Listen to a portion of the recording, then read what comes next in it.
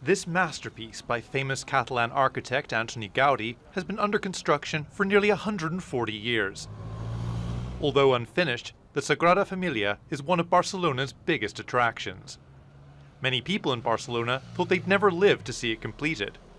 But it might finally happen on the centenary of Gaudi's death in 2026. It's beautiful. It still has to be finished, but once they finish it, it will be even more beautiful.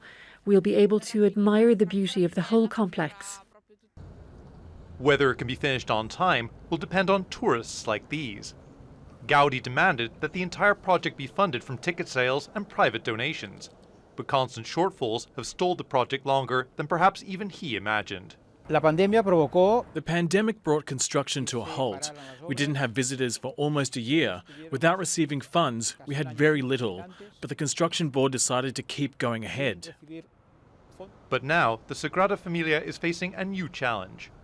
Finishing the main entrance will require demolishing several nearby buildings. Thousands of people could be evicted, and many don't want to move.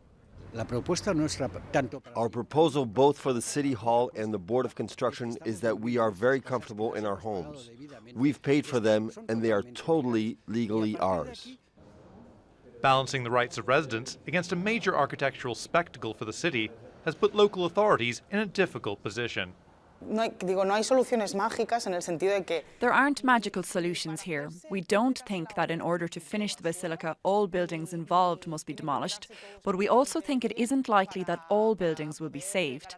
We must see the different options, and we, as local government, with the neighbours and the Sagrada Familia, are working on that. The project has been delayed many times. By the Spanish Civil War in the 1930s, by economic downturns, and most recently by the pandemic. Gaudi died in 1926 and never expected the Sagrada Familia to be finished in his lifetime. Referring to who he described as God, he was often known to say, "My client is in no rush." Fintan, Monaghan, Al Jazeera.